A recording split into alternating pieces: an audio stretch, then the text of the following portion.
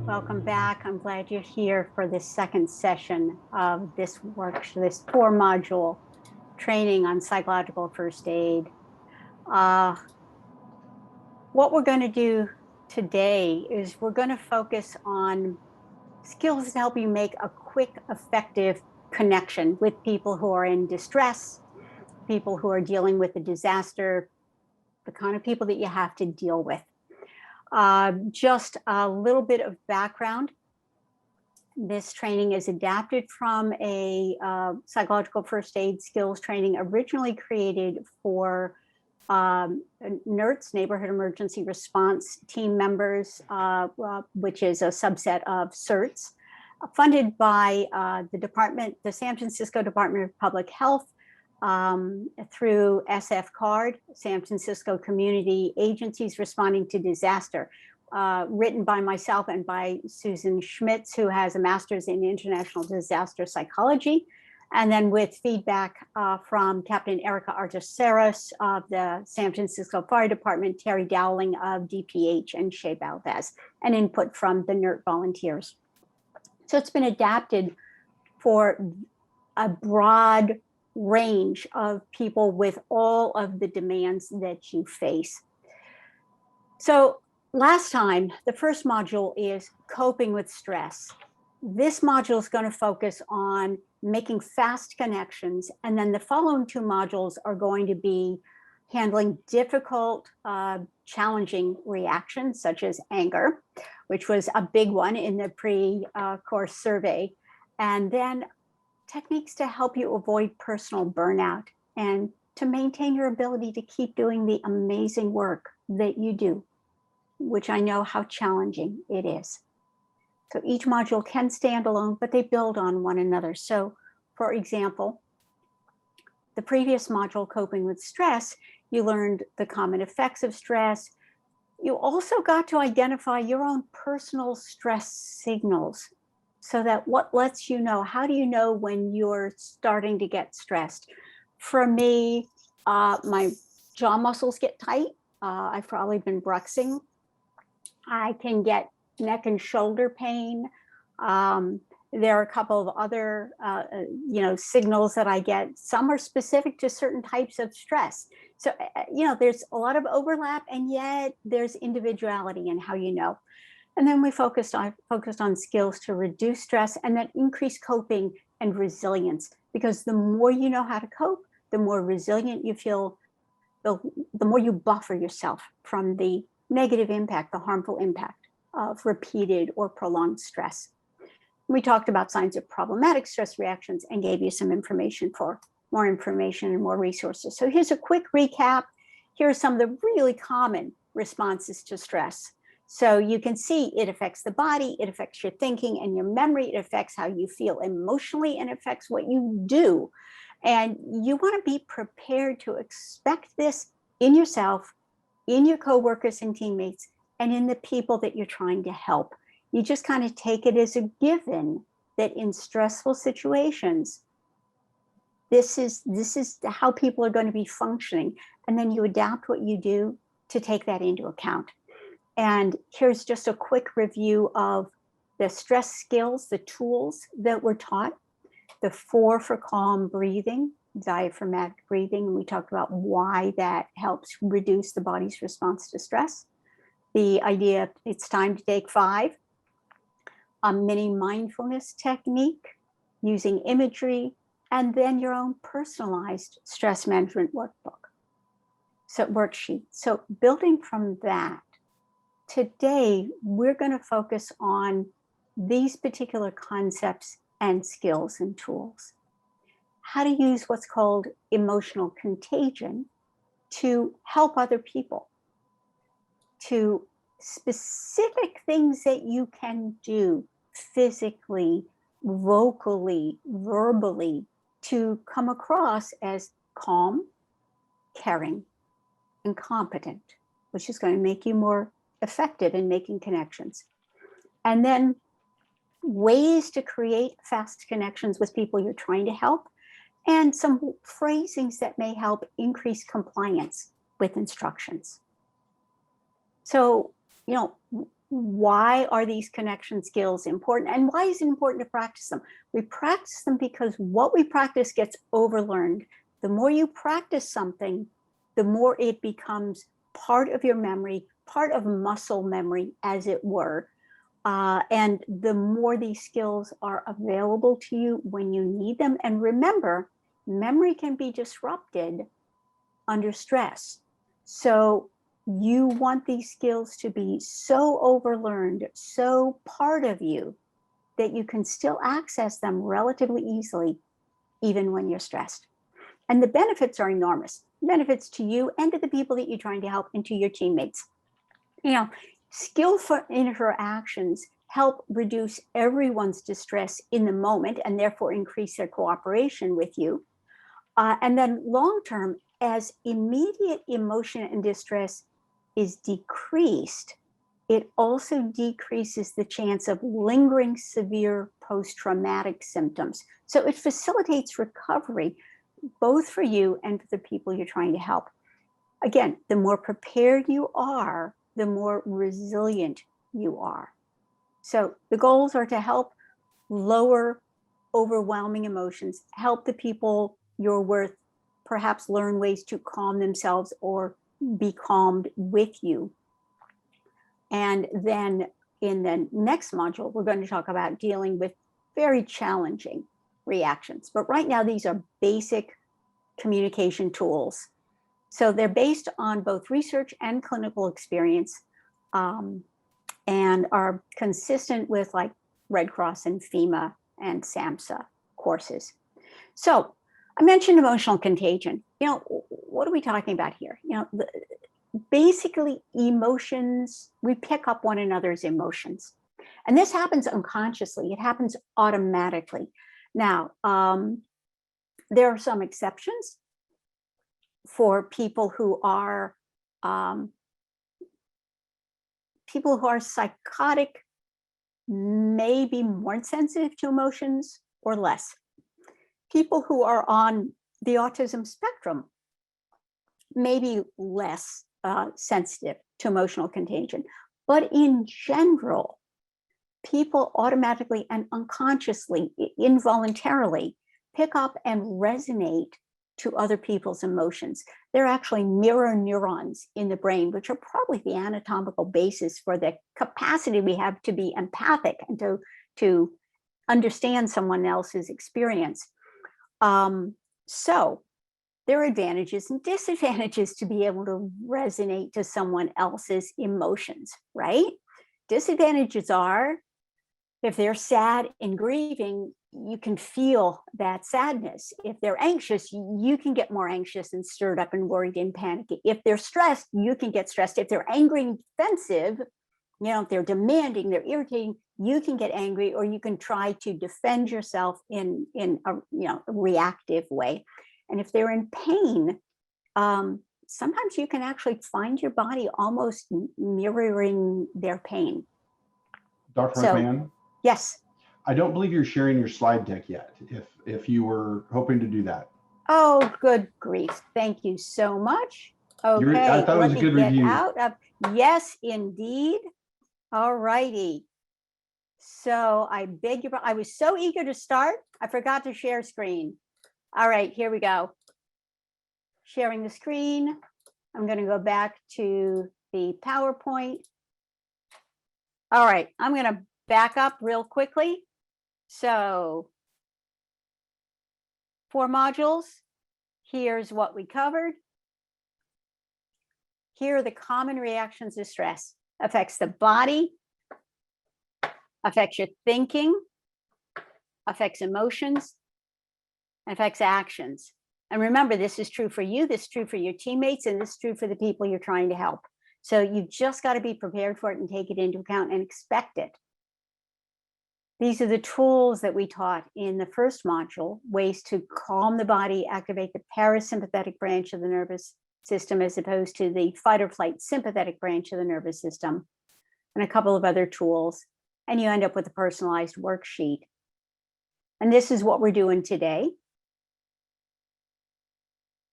And we just went over the disadvantages of being able to resonate and be empathic and pick up on other people's emotions. However, there are also some very significant advantages to this capacity. It's essential for empathy, for connection, for emotional intelligence. Plus, once you understand that you will unconsciously begin to mirror and respond to the other person's emotions, you can now use your PFA Module 1 skills to calm yourself, take a step back, and then affect your own emotion. And that's when you do this sort of magical judo trick, because emotional contagion goes both ways. You pick up on the other people's emotions, but they also pick up on yours. So the calmer you are, the more you are able to verbally and non-verbally send messages of caring, of competence, of calm, the more the people that you're trying to help and that you're working with feel calmed, reassured, and are more willing and able to trust you and follow the instructions that you're going to give them. So you want to be aware, you want to notice when you're responding to somebody else's mood. You want to notice other people's moods so that you can proactively protect yourself, and then very consciously use your skills. So we're talking about coming across as calm, caring, and competent. And we're going to talk first about the, preparing for the diversity of people with whom you'll interact. And then we'll go into, what do I mean by calm, caring, and competent? And what are some of the specific things that you can do that send those messages to other people? So we know San Francisco, the Bay Area, our country as a whole is incredibly diverse in ethnic groups, in racial background, in language, and there's some differences that we can see and recognize. We can see skin color, hair color, gender expression, signs of chronological age. You take a look at me and you'd be pretty sure that I'm probably an older Caucasian, female and female identified, right? With dark hair and a little bit of gray. But so many of the important differences are not visible. And this is just such a wonderful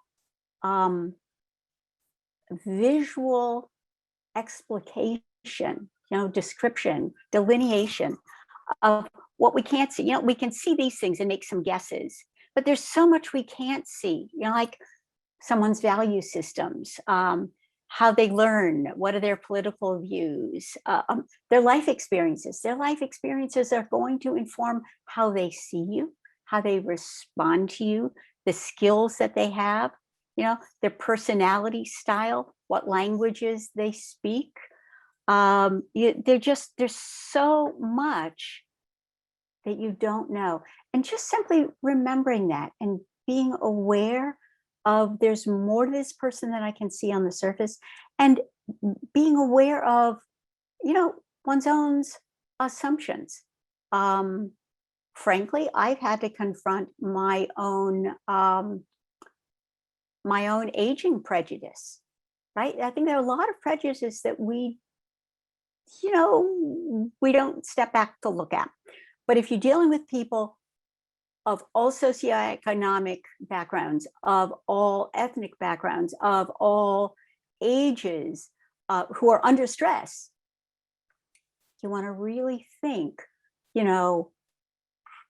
what might be influencing their ability to connect with me and my ability to connect with them. Now, there may be groups of people that you're generally uncomfortable with, or that you feel unfamiliar with. Think about the people who you're likely to run into. Are there going to be language barriers? Is there a way that you can increase your knowledge and your comfort and your ease and your effectiveness with different groups? Um, are there different stereotypes? You know, what types? Who are you going to run into? How can you prepare? I remember at one training for NERTS in San Francisco, which, as you probably know, is the San Francisco name for the CERT program, Community Emergency Response Teams. One woman said, "Oh my gosh, I just suddenly realized that most of my neighbors are monolingual Mandarin speaking, and I don't speak Mandarin. I'm going to, go." And she decided that what she was going to do was she's going to get the key questions, the key instructions, the key answers, and, basically use Google Translate, print them out, have a laminated sheet, and have that as a way to bridge these barriers. So it's all about bridging barriers. And really the key here is to pay attention, to observe. Are people comfortable or not? How are they interacting? What are they need? Are they responding to what you say? Are they understanding what you say? To ask and to respect. So physically, although it may be instinctive to reach out to comfort and to touch someone, that may or may not be either acceptable to them personally or socially. There may be injury that you don't see and potential pain. Different cultures view, as you know, you view personal space very differently. So if people want to get closer or want to get farther, you want to not take it personally. You want to observe and respect that. There are different expressions. There are different ways to express emotions. Some cultures are very expressive, very film-going. Others are very stoic, so that the amount of grief that one person's showing with wailing may be essentially equivalent to the amount of grief that another person is experiencing who is sitting there stone-faced and dry-eyed. And family units vary, right? Who's in the family? Who do you speak to? Who's considered part of the family? Now, when you're dealing with people in distress, in a disaster, in a trauma situation, if possible, you want to avoid being alone with a minor child. That's just good general practice. And you probably already know this, but if you're talking to someone or a group through a translator, look at the person to whom the information is being directed. Don't look at the translator. The translator is just your voice, and you want to speak and look directly at the person that you're trying to connect with. Now, one of the reasons knowing the family grouping is so important and knowing the support system is so important is that different people may have authority in a family group, and you want to connect with who has the authority, and that may or may not be the person who speaks the best English and is translating. You want to, we know from Katrina that when people are moved with their groups, they do much better in terms of recovering from the trauma of a disaster than if they're moved even to a nicer situation, a nicer location, but they're moved alone and away from their support group, their family, their friends, their neighborhood, their church, whatever gives them support. Support and safety are really key. Let's see, any other questions about that? Pretty much that's it. So, right, physically, ask before you touch and take a look. Most of us make eye contact to show that we're caring, but for some people, eye contact is either disrespectful or just uncomfortable. So if you notice, again, this is where the observing comes in. If you notice that the eye contact is uncomfortable, just switch. And so, for example, people on the autism spectrum, you may want to look at their ear or just a little over their shoulder. Or you may notice that, if you notice that someone's looking a little away from you, um, take that as a sign, and notice what, how people respond. Are they feeling calmer? Are the muscles relaxing? Are they looking uncomfortable? And then ask, what do they need? What would make them feel more comfortable? What would help them?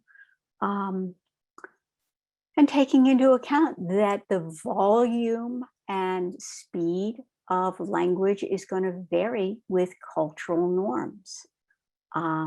How people talk in New York City is different from how people talk in Alabama. Uh, and of course, be prepared to work around possible language barriers. With our area, there's a fairly high likelihood that at least some of the people you're helping will have limited or possibly no English. So if you know where you're likely to be helping people, and you can get to know that population, even if you don't know it personally, if you know what the language is and you can prepare for that in advance, that's great. Being aware that with some cultures, looking down may be a sign of respect, not a sign of distrust or disengaging.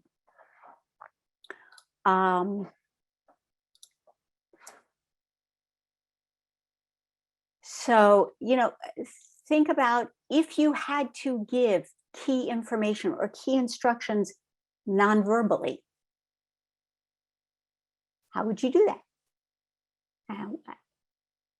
Has your team ever gotten together and imagined that one person's trying to help a bunch of traumatized people in a disaster setting, except none of them speak English, and gone through sort of, what you do, sort of like charades in preparation for PFA and disaster. Think ahead about what you would need.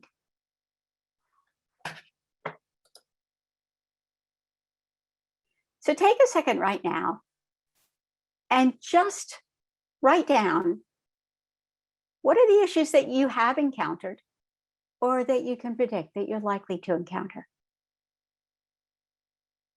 And what can you do in advance to prepare?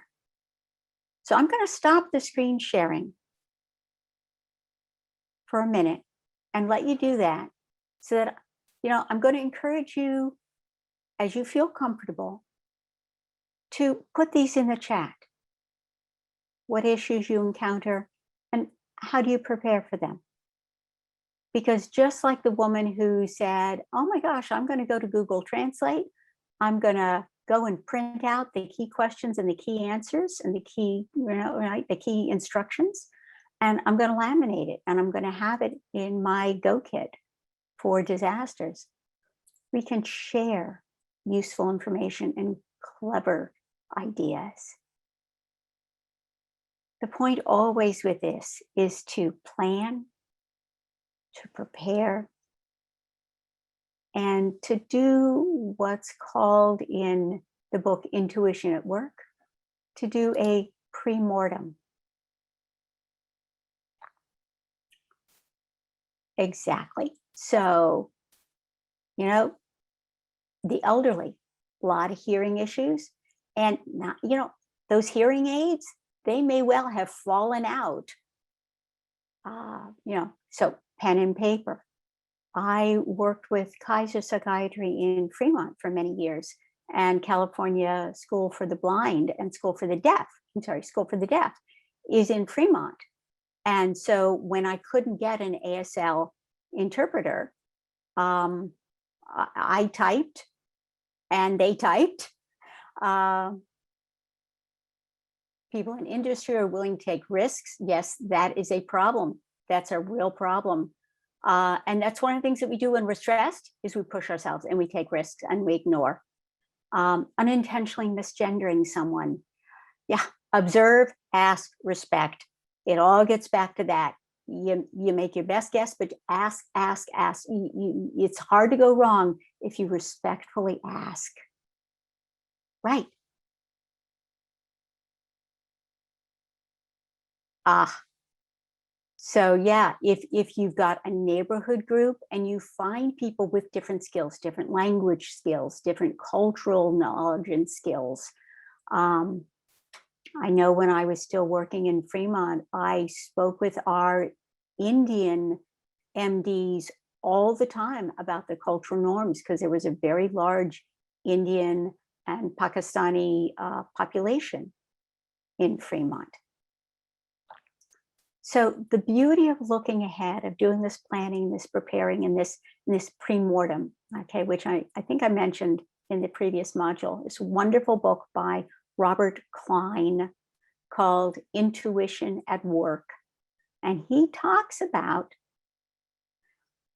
the fact that we come up with a plan and we focus on the plan, and then we get sort of rigidly focused on the plan and we assume it's going to work. And the Army knows no plan survives first contact with the enemy. So what Robert Klein says is, great, make your best plan, and then imagine that somebody says to you, I have absolute guaranteed future knowledge that things are going to go wrong with your plan. That's the pre-mortem. What might go wrong, and then how can I avoid it or plan to minimize any harm and deal with it? Okay. Yeah, look at your team, work with your team. And yes, and there's language line, assuming that the phones are working. AT&T has language line. Visual aids, yes, indeed. Great idea. And again, it's sort of finding ways to focus on the mission without being distracted by maybe other teammates' emotional responses to stress or general personality style. Working with, oh, thank you so much. There we go. Intuition at work. Yeah, some cultures feel much closer. Yeah, just individually, when I'm sick, I like a lot of, hold me, bring me tea, hover over me. My husband, I've had to learn, actually, he prefers to be left alone, you know. So observe, ask, respect. Love the visual aid. Thank you. Brian, I'm wondering if there's some way that we can capture some of these resources and then send them out on emails to everybody who registered. All right, so you're thinking ahead, you're looking ahead, and you're getting prepared, because the more prepared you are, the more calm you are, the more resilient you are, the more comfortable you are. And Brian's going to go and make that happen and send out those resources to everybody. So 3 general fast connection tools. You want to come across calm, caring, and competent. There's the I help you mnemonic, and there's the guideline of see the need, say the need. So why do you want to come across as calm, caring, and competent? Because trauma situations, disaster situations, stress situations are chaotic. People are confused, they're emotional, they're at a loss, and you want to model calm, it's okay, caring, because why should I trust you if you don't care about me? And competence, because I want to believe that you know what you're doing, that I'm in good hands. That's also going to let me trust you and follow your instructions. So calming is a welcoming expression, and physically, this is how you sort of come across, how you physically, non-verbally convey calm. So relaxed muscles, not this, but this. And the low, slow belly breathing, the diaphragmatic breathing, the 4 for calm breathing will help you minimize and get through the sympathetic nervous system arousal that will tend to make you shaky and make the muscles tense, okay? You want to carry yourself with relaxed muscles and a soft, welcoming, open face. Caring is that gentle expression, right? So if it's right? You look impatient, maybe angry.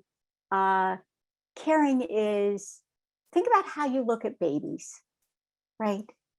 You know, the face, just there's a welcoming sense when you deal with babies, and when you're, you know, looking at kittens or puppies, right? There's a soft smile. I've heard it described as a half smile. I think of it as sort of a soft smile. Unless people are uncomfortable with it, make eye contact. It connects, and it shows that you see them as a person and that you're connecting with them on the and get at their level. If they're down, get down. If they're in a wheelchair, get down to that level in the wheelchair.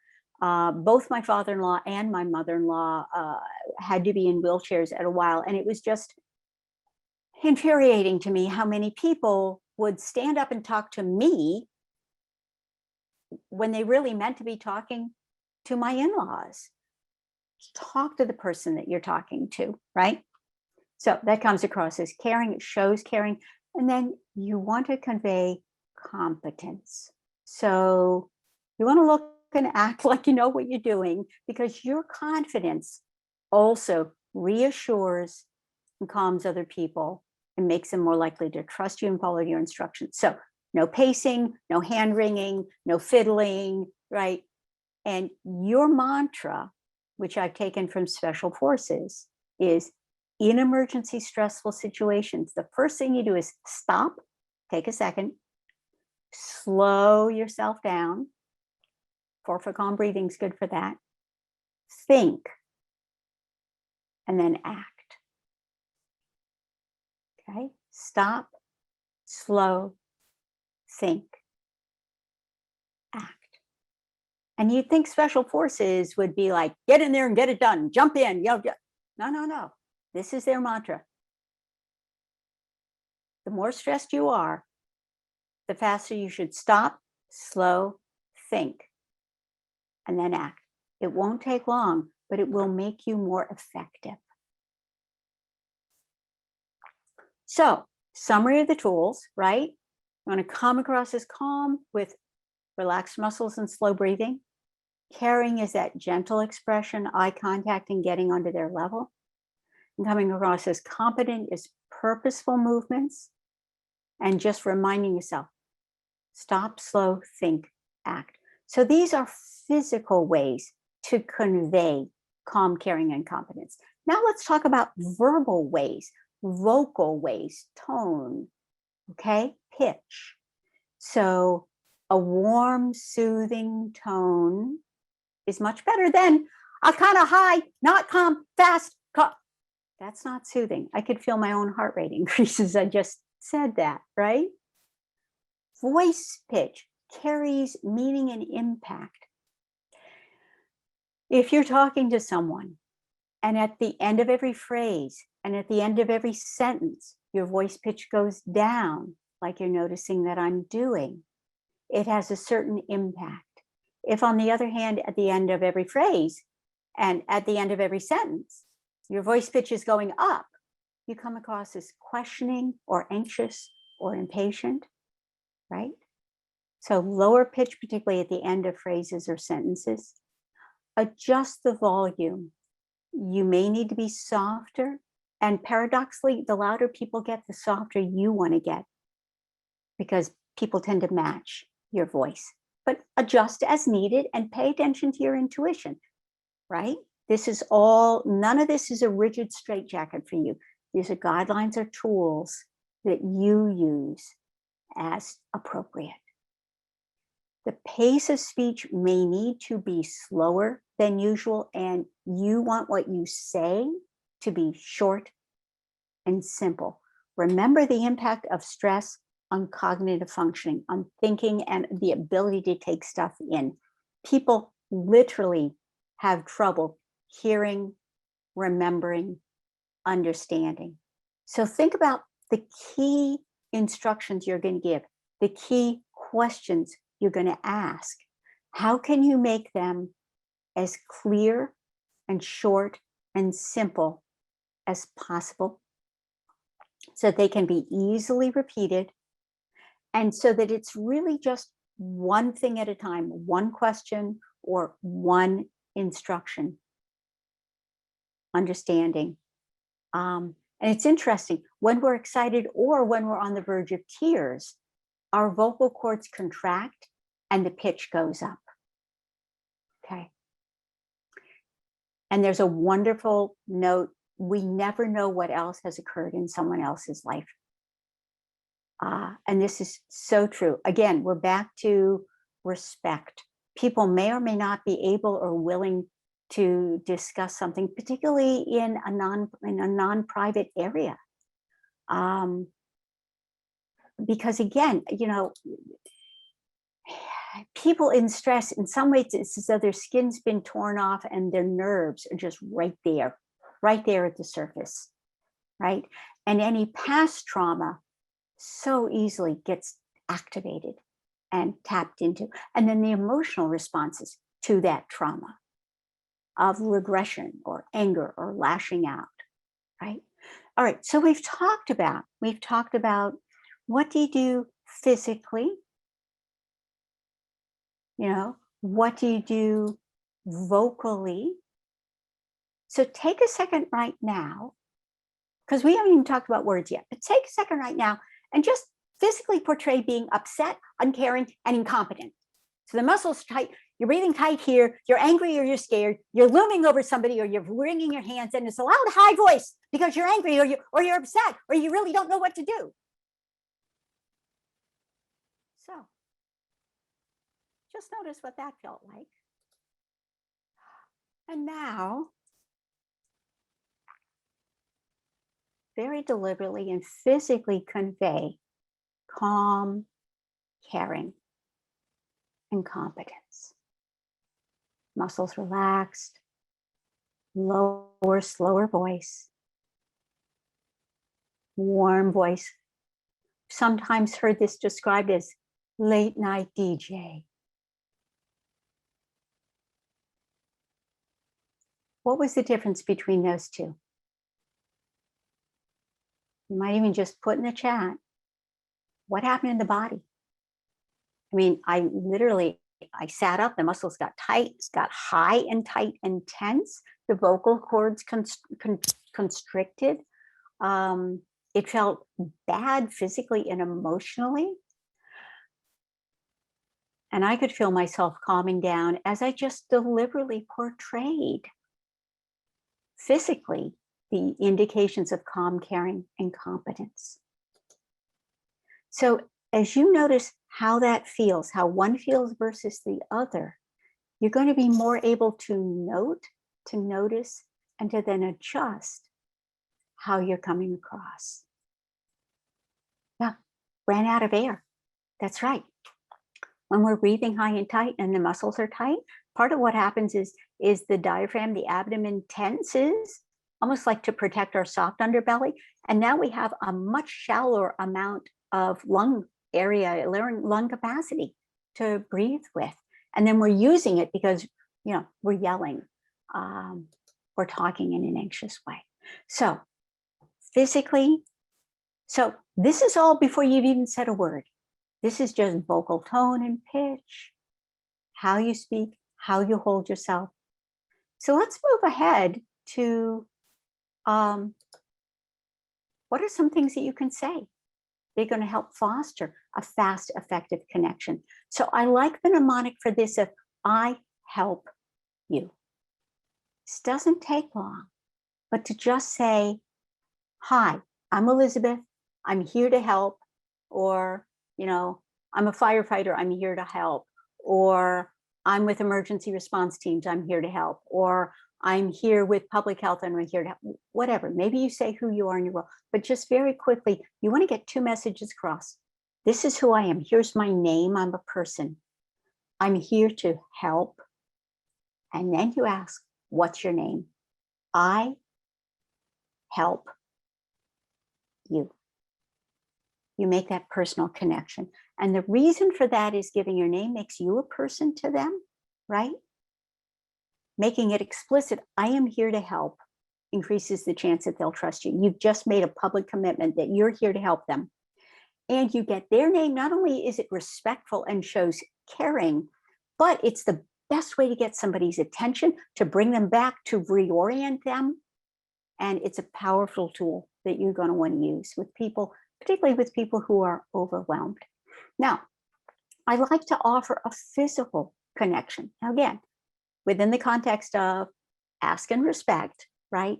But extend your hand and something really interesting happens. So if I go, hi, I'm Elizabeth, I'm here to help, what's your name? Not only am I doing something verbally, but by reaching out, I get all kinds of information. If they accept, I know that they understand what I said. I can at least can guess. I mean, maybe they're just responding physically. I know that they're willing to work with me because they've just essentially responded to a request that I've made, a nonverbal request. And welcomed touch releases oxytocin, which is a hormone in the body that counteracts stress hormones.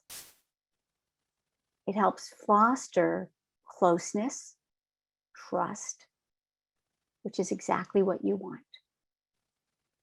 Now, please pay attention. This is welcomed touch. Any, I'm touching you and I didn't ask first and you didn't want it, increases stress hormones. Okay. But welcome touch is just this basic way of reaching the emotional part of the brain in a positive way. Now, so, okay, I help you. Now, see the need, say the need. What I mean by that is you're going to look at what do you think is their key need, and you're going to say it explicitly so that they can say either yes or no, in which case you figure out what they think their main need is. So by saying this out loud, not just assuming that it's obvious, but by actually saying it, you get the chance to clarify, you foster good communication. The other person is reassured because you have explicitly said, this is what I see that you need. And if you're on target, then they're like, oh, thank God, they know, they hear, they see what I need, right? Creates trust and collaboration. And of course, reduces stress. And the more you reduce their stress, the more you reduce the negative impact of stress on their functioning, their emotional response, their ability to think and take things in, right? Now, it's not always easy to know what the main need is. There are a lot of factors that can interfere. There's the language, like we talked about. There may be cultural differences. People have cognitive delays. They may have motor delays, so they have trouble speaking. You know, we know that there's a fairly large subpopulation of people who have serious persistent mental illnesses. And even if they don't have serious persistent mental illnesses like paranoid psychosis, like schizophrenia, like untreated bipolar disorder, you've still got people who struggle with anxiety who are going to be more activated, or people who struggle with depression, right? People may be reluctant to even tell you what they need because of their past experiences, either personal trauma or being marginalized or discriminated against. And you're right, we're not able to touch during COVID. One of the major losses of the pandemic is that inability to just touch and hold and comfort in that way. Yes, a comfort blanket, teddy bears for kids. Also for people with dementia, physical comfort things reach them at a level below words. Care dogs and animals, another way of just sort of reaching almost a lower part of the brain. It's just physical. And I'm assuming that you can use the care dogs and the care animals during the pandemic. That may still be an option. I certainly hope everybody's going to get vaccinated and that we'll get this under control and that we'll no longer be dealing with pandemic as you're dealing with the fires and everything else. You know, just fingers crossed. So again, we don't know what they've been through. They can have medical conditions, you know, apart from dementia or deafness or a psychiatric disorder, there are medical conditions that make people agitated and uncooperative. If glucose level is too high or too low in diabetics, seizures, dementia, brain injury, traumatic brain injury, makes people less able to inhibit their behavior, impairs their judgment. They may be having substance abuse reactions or withdrawals, and even just trauma and grief can make people confused.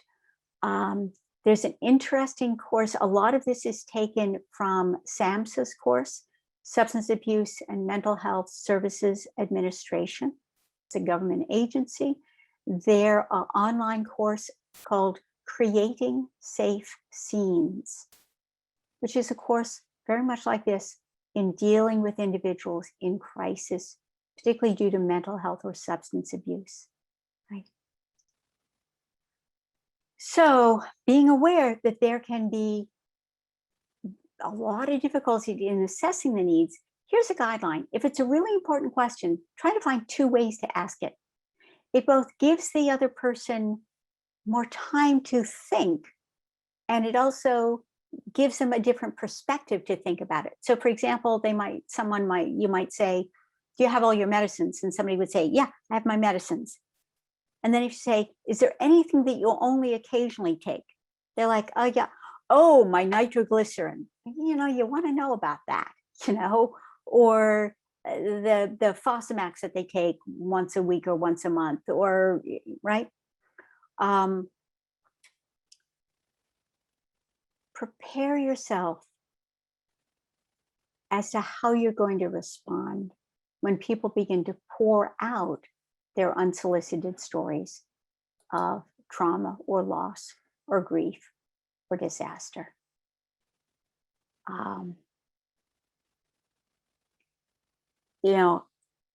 People need to vent. You may or may not either have the time or the emotional mental capacity. So think ahead. This is the pre-mortem and the planning. Think ahead about how you will tell people when you just can't listen at that moment, that respects their need and their right to share, but also sets limits. And you may be able to ask permission. And if you're fully vaccinated, perhaps if they're fully vaccinated, or maybe even the fist bump or the elbow bump, it's not much, but at least it's more than nothing. Right. And I love what's being talked about in the chat, which is sometimes people take time. So when you start to tense up, do that 4 for calm breathing, low and slow, and you just recenter into your calm, caring, competent, which both protects you, can spread that to the other person, and opens the door for them to speak or not as they feel comfortable, right? So we're going to just go quickly over some of the needs. Sometimes people are going to need medical needs, right? Immediate medical care. They're going to need to replace assistive devices, their hearing aids, their glasses, their insulin pumps, their continuous glucose monitors, their wheelchair, their cane, if they're amputees and they've lost the prosthetic, so it may be that medical needs are incredibly important. We talked a little bit about the social need. Keep people together in their social group. It makes communities more resilient. They recover faster. Post-disaster people tend to rely on their established social networks, and that also takes some of the stress off of all of the NGOs and the government agencies, because we're all going to be overwhelmed in major disasters. See if you can keep family groups and neighborhood groups together. It gives them not only emotional support, but it gives them practical support, and they can help with translation, with mobility, with navigating and accessing services. For people who do not have much of a group, see if there's some way that you can encourage connection, again, so that they can lean on one another as well as leaning on you. Because 1 year later, after Katrina, survivors who were relocated with their support group and their neighbors did far better. So think about, how can you keep them together? Who's going to keep them together? What's going to be available? And in terms of the psychological needs, it's always safety. People have to feel safe first. Everything else is second to that. Now, having said that, right, the comfort items, anything that's soft and warm. Now, the tools here are going to help you, but I'm not saying that you're going to have magic superpowers to deal with people who are in the midst of a psychotic episode, or whose lithium has run out and they are in the midst of a psychotic depression, or are manic, or people who are high on meth, and right. But these tools help you have the most effect that you can, and give you a place to start. Yeah, and yes, this was a challenge last year. When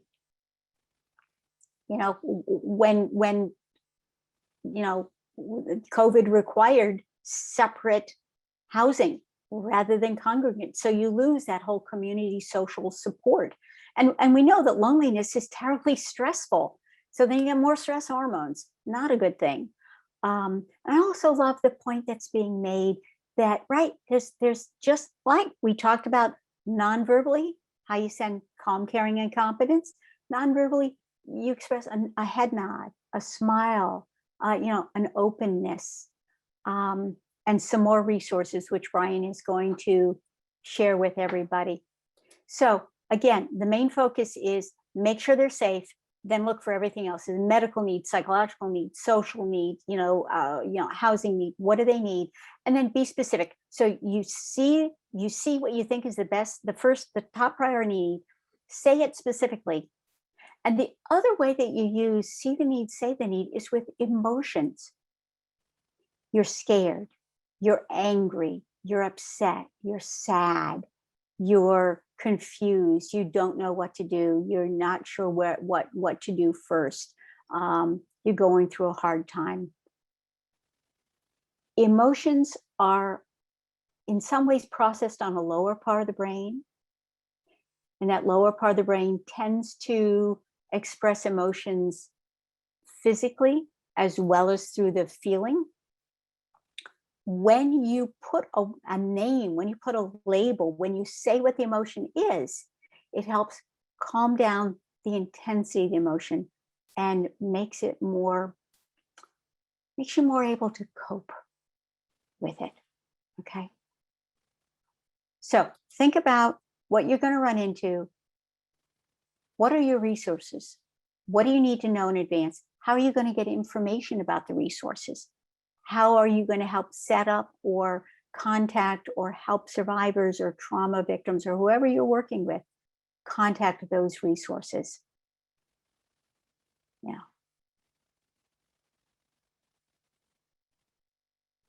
And here are some suggestions to give effective instructions that just increase the likelihood that what you're suggesting is going to be agreed to and followed. The key here is to try to get yeses, 3 yeses. Now, if you've done the I help you, hi, I'm so-and-so, I'm Elizabeth, I'm here to help, what's your name? If they give you your name, that's your first yes. If you've, assuming it's safe to do so, you've put out your hand and they've taken your hand, that's another yes. If you said the need that you think is there and they've said, yes, that's what I need, that's your third yes. And then you can actually say, are you willing to let me help you?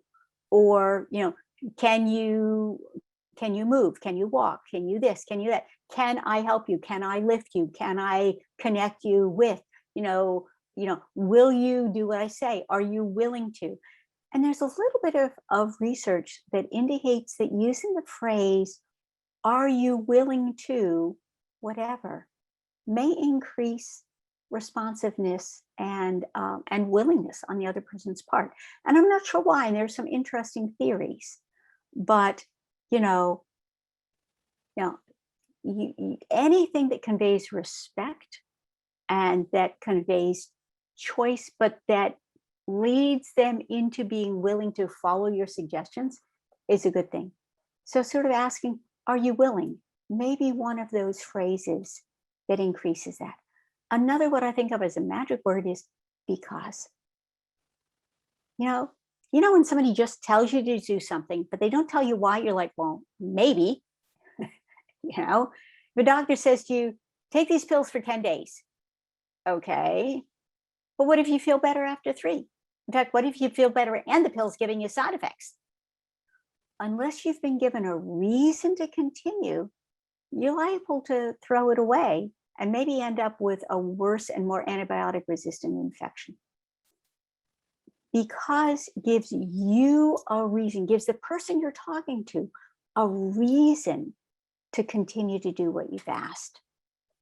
It conveys respect, it gives them knowledge, and people have more compliance if they understand and agree.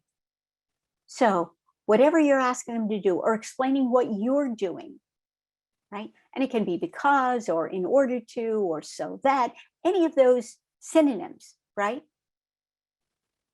And then when they refuse, try a yes and because. So, when somebody says yes, but, it's like you just wiped out the yes. But just wipes out all of that.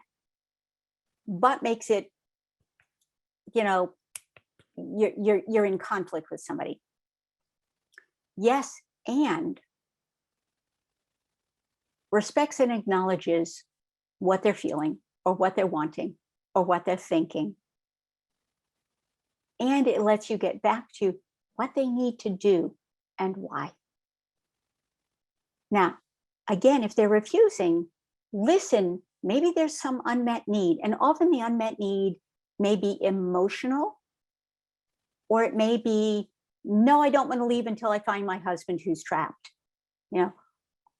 But listen and say the emotion, like you're scared to leave the house because you're afraid it's going to, I don't know, you're going to lose what's important in there. Or, you're afraid you'll be reported to immigration, or you're afraid to, if you can say what it is, again, it gives them a chance to say yes or no. If it's no, then you ask what the issue is until you can say the need and they say yes. And then you're both on the same page and you're partnering again. If they don't want to do it, they have reservations, they have concerns, they're upset, whatever. Again, yes, I see you're upset. I see how hard this is. And we need you to X, Y, and Z because for this reason. So think about, right? What are 3 key skills or tools or phrases?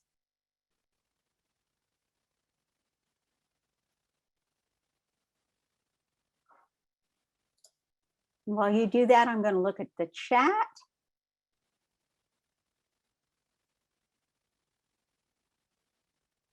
Yeah, know the chain of command. Oh yeah, that's one of the things I talked about in the very first module. Know who to go to, know who's in charge of what.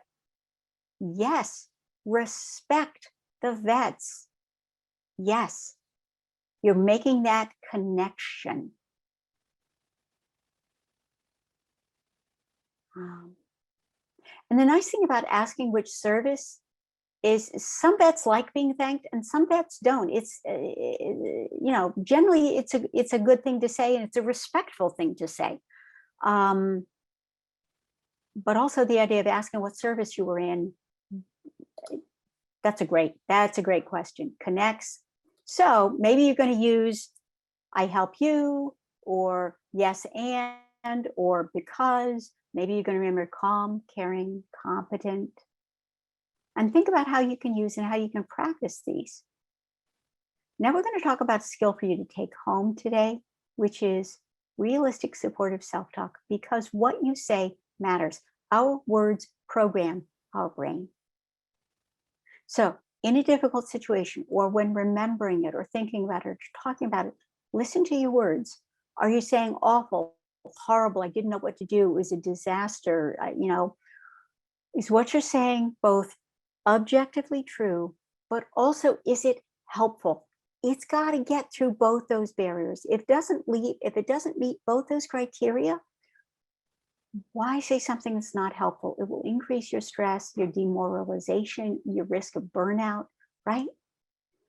So you want to speak to yourself in a way that's realistic, but also supportive. And listen, we tap into our wisdom and our skills when we're mentoring someone else, right? When we're supporting someone else, when we're talking to a loved one or a dear friend, we often don't tap into those skills for ourselves. So think, what would I tell someone else? Is that what I'm telling me? Is what I'm saying making me feel better or worse? Because there are all kinds of negative emotions that get triggered under stressful situations. And this is just a small example, right? You can feel guilty because you didn't do enough. You couldn't save this person. You get exhausted. You feel overwhelmed. You're frustrated with yourself, with the other person you're trying to help, with your teammates, with the world. You can get angry at God. You can, feel intensely sad. You can feel anxious. Remember, the mind can go over and over. So when you're feeling any negative, distressing emotion, stop and think, put that into words. What are you saying? And then replace as much as possible with statements that are true, but that are more helpful, that will increase your calm or your caring or your resilience, your capacity. So here are just a few examples that have come up in the course of the trainings. I did what I could. I don't know any way, regardless of all the training you're going to get, that's not going to make you a fallible human being. And yes, of course, learn, grow, get better, and forgive yourself for what you couldn't do or didn't know. Right? Don't take it all on yourself. You're not alone. You're part of a team, and you can only do what you can do. This is a take one thing. You can only do one thing at a time. And you have to care for yourself in order to be able to care for others. You have that right and that necessity to balance, to find a balance that works. So take your worksheet and take a moment to write down, what are the emotions that come to you, that trouble you? Is it guilt? I should have. How come I couldn't? Is it sadness, grief, that empathic sorrow? Is it anxiety? I won't know what to do, or we won't be prepared, or it's going to be even worse, or what if it happens to me, or what if it happens to my family? Are you jumping into the future and seeing horrible things? Do you have just despair because you get overwhelmed? Do you numb out protectively? Take a look at the emotions that for you come up and are problems, and that would maybe interfere with you being calm or caring or competent, right? And then write down what you could tell yourself. And that could go anywhere from, the famous prayer attributed to St. Francis, Lord, make me an instrument of your peace. Where there's hatred, let me sow love. It may be from the Buddhist metta loving kindness meditation, sending out the wish that all others may be healed and whole. May they be protected from harm and free from fear. Maybe remembering what Annie Lamott wrote, which is everyone has unseen wounds. Everyone has unseen wounds. And whatever they're doing, however destructive, somehow makes sense to them if you understood everything. And when you're angry or you're scared or you're fed up or you're tired, it may help to look back and reflect on why you do what you do. Because you do this for a reason that's important for you, and the work you do is valuable, and valued. Even if it's not valued at the moment or by everyone, it has intrinsic value. And remembering that, it's like you commit to the action while letting go of the result.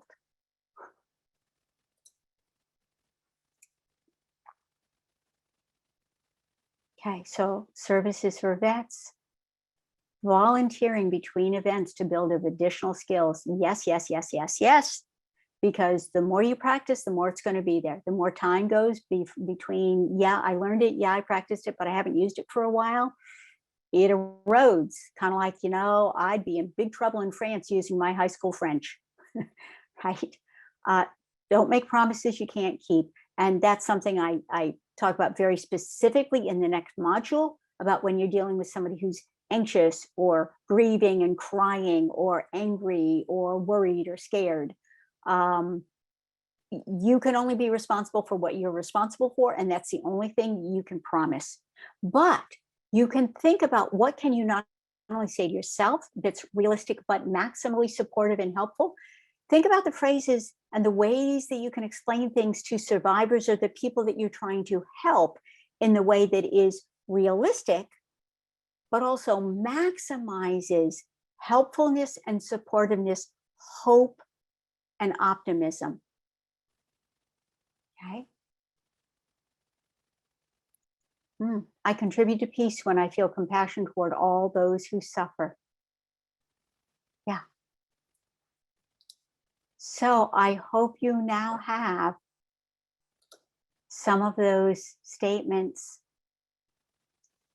on your worksheet, because I want you to walk out of here with things that are specific to you. Not only just the general skills, but what are the words and the phrases that will be touchstones for you, that you'll be able to ground yourself with, that you'll be able to recenter. And now what I'm going to do is welcome you, of course, to the next 2 weeks when we do the final 2 modules, but I'm going to stop the screen share. And we're just going to focus on the chat and answering questions. And continuing to share your absolutely fabulous ideas and resources.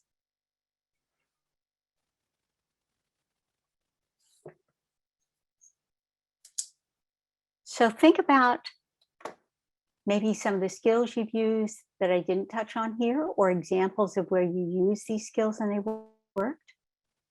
Or think about questions that something in the PFA class so far has raised for you. How do you connect with somebody in a state of panic? Yes, indeed. Connecting with people who are panicking and connecting with people who are angry, those who are grieving, anxious, and worried, and those who are overwhelmed and kind of passive and a little disconnected. That is the entire focus of next week. I can give you a preview and talk about the stuff, some of the tips to deal with panic. Let's see what else is coming up. Are you willing to? That's wonderful. Yeah, that's, there's something about are you willing to, which I think just conveys respect and choice to the other person, as opposed to will you or can you or we need you to, all of which may work, right? But are you willing to be sort of reflect, and then when they say yes, they've made a public commitment. And every time they say yes, every time they agree, you've just fostered that bond, you've increased the cycle of cooperation and collaboration. Their polite way to ask their gender pronoun. That is kind of a minefield these days. And I want to say I am not an expert in gender identity, although I have a psychologist in my peer consult group who is. So I may actually consult with him about that and get back to you if he says something different.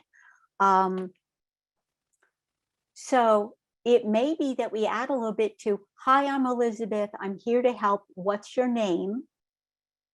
And then, how do you like to be addressed? And that might be name, or they might give you a pronoun, like, I like to be addressed as they. Or you could simply say, you know, do you go by she, he, they? I'm simply asking because this people have different preferences, and I want to be respectful, because you don't want to make the, if someone feels like, well, it's obvious and I'm being insulted, you want to avoid that. But you also want to avoid accidentally misidentifying and not being respectful and accepting to someone who's not so, sort of cisgender, classically gender, one gendered. So I think, again, the more you sort of say, I'm asking because, right? It's giving a reason. Okay. Oh, yeah, I like it. You can practice on animals, right?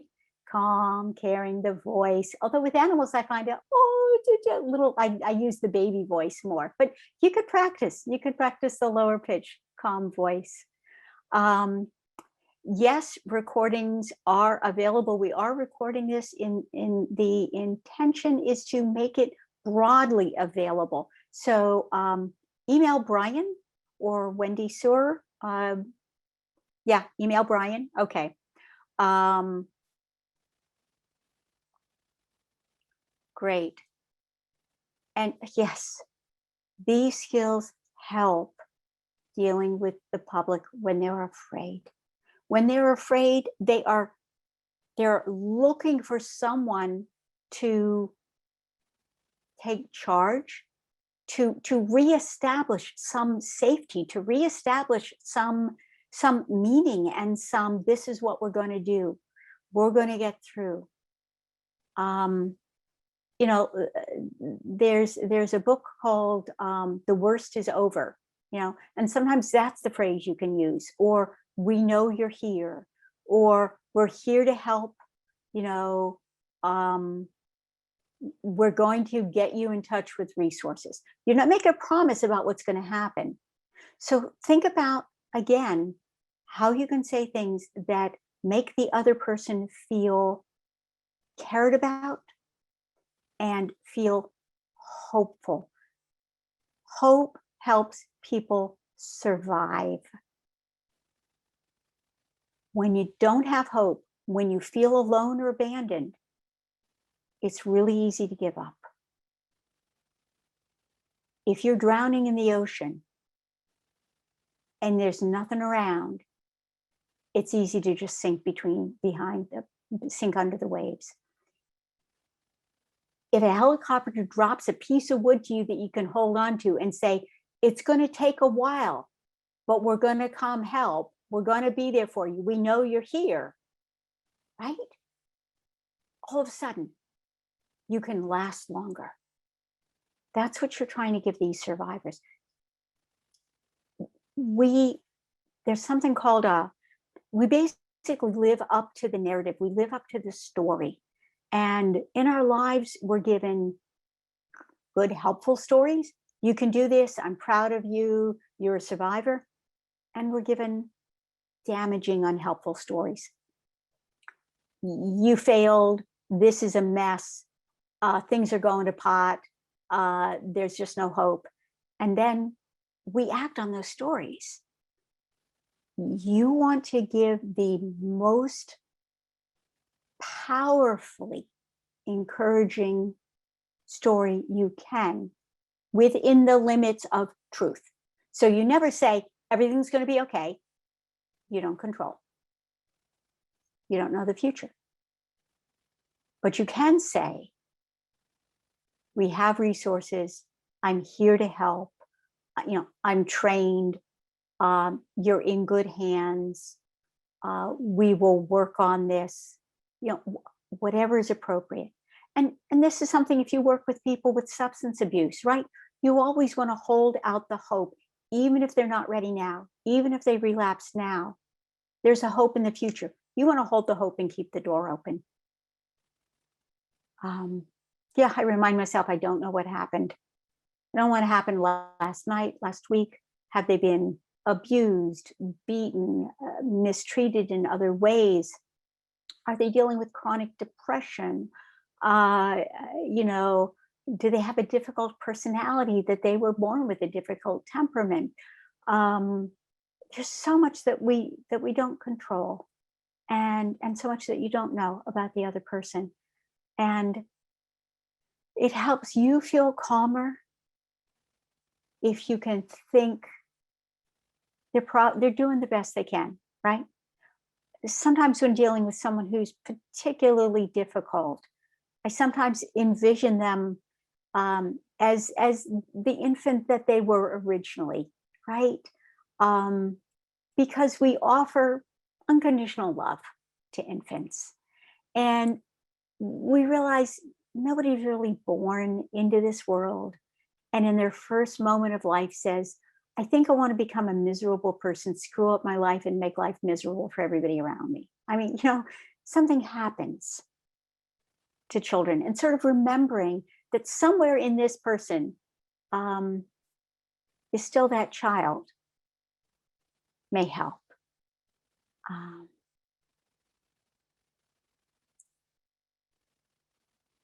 Your level of ask about what you're unfamiliar with. It's okay to ask. Sometimes we feel like we're supposed to know everything. Well, you can't. And it's so fascinating to me. They used to talk about cultural competence. Now what they talk about is cultural humility. I don't know every Asian culture, every Eastern European culture, every Latin American culture. And even more to the point, I don't know you. I don't know your history, right? I love the recording yourself in a practice scenario. It takes courage, but with the cell phone, you can do it in the privacy of your own home. You can erase it. Nobody's going to ever know. But it's one of those things that you get better with feedback. And nobody, if you take the risk of looking at a recording and not liking it, what that risk gives you is it gives you the gift of the opportunity to improve.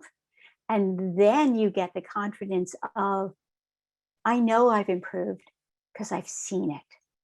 I know how to do this. I'm coming across the way I want to come across.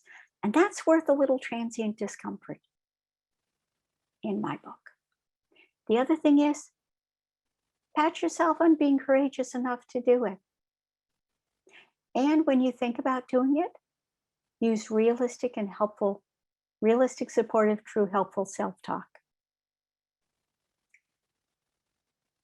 It's a lot easier for you to be the cheerleader for the people you're trying to help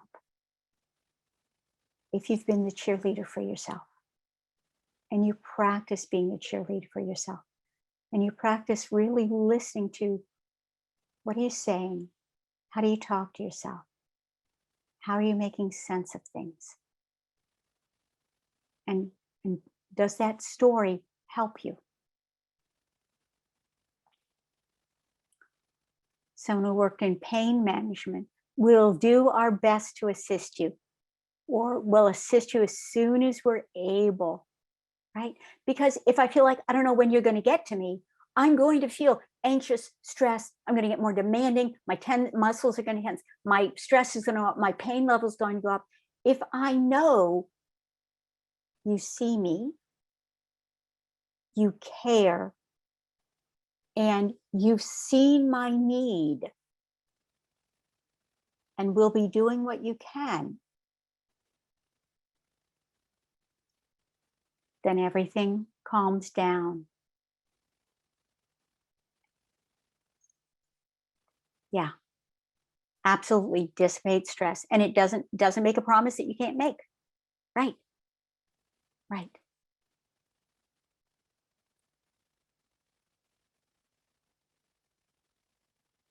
Oh, your daughter calls her telephone voice the professional voice. Uh-huh. Yes, absolutely. You know, when I was working at Kaiser and going from patient to patient to patient, patient, group to group to group to group on my long 12-hour day, after finishing one group and racing off to the panic group, I would just take a second, diaphragmatic breath, slow exhale, and I would think, I'm going in calm and I'm doing this to help. And it just recentered. And then again, emotional contagion becomes your friend, right? Because then your calm emotion goes out to other people and they begin to respond.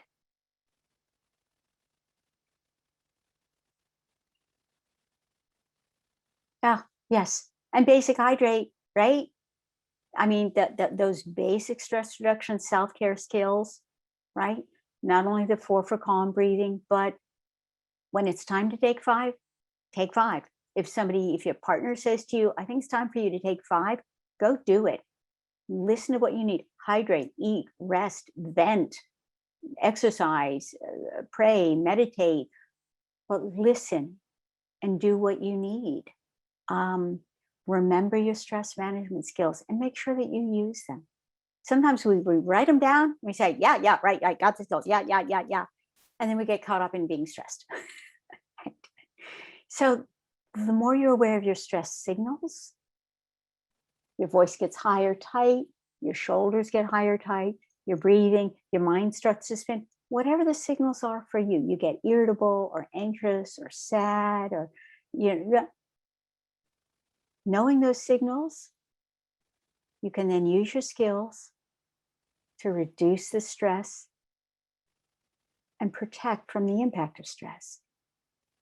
Because some level of stress is helpful. It can be energizing, activating, it can focus you, it can give you the energy you need.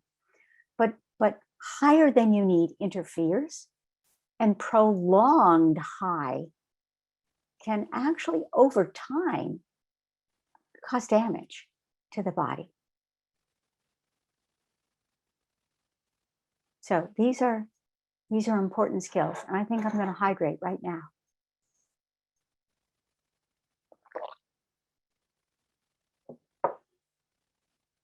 So what was addressed that you wanted addressed today? What was addressed in terms of making a fast connection to somebody that wasn't mentioned?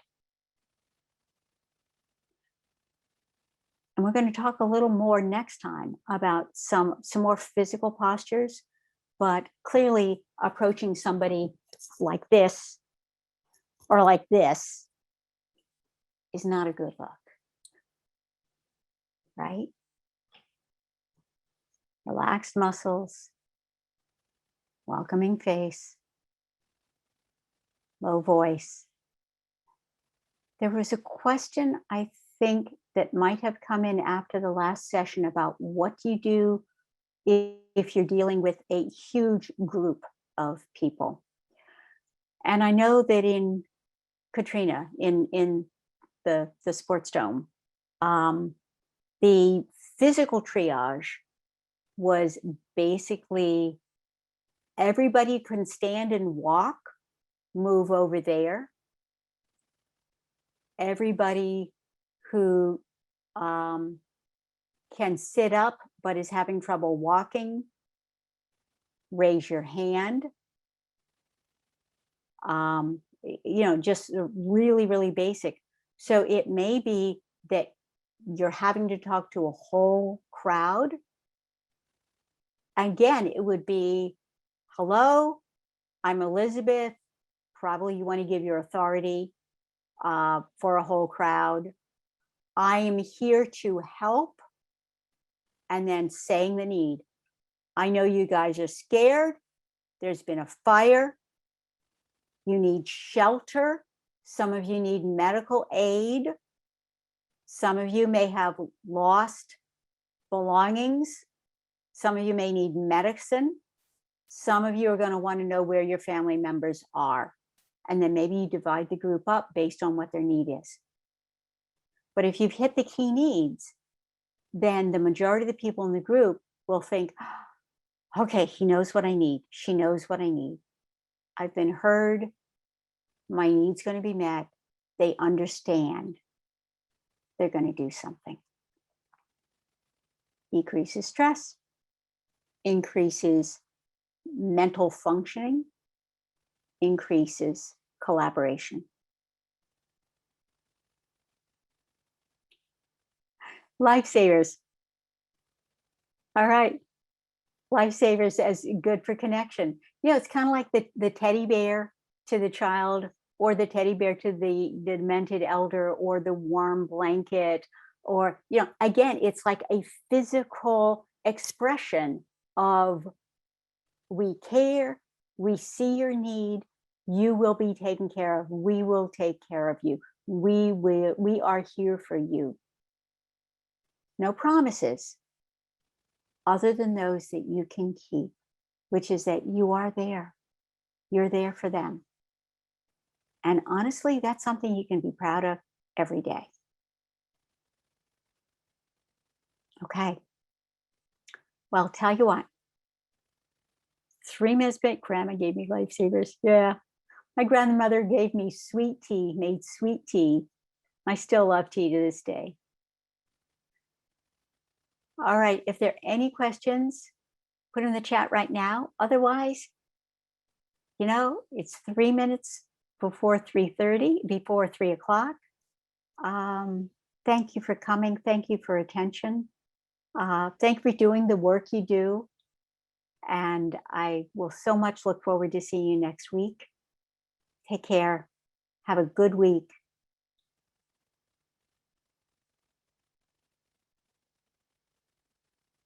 Thank you. I appreciate your attention, and I appreciate what you do. And this is my way of trying to give back and honor that. All right. Have a wonderful week, guys. Take care of yourselves, just like you take care of everybody else. Email address for Brian. Brian, do you want to put your email address in the chat, please?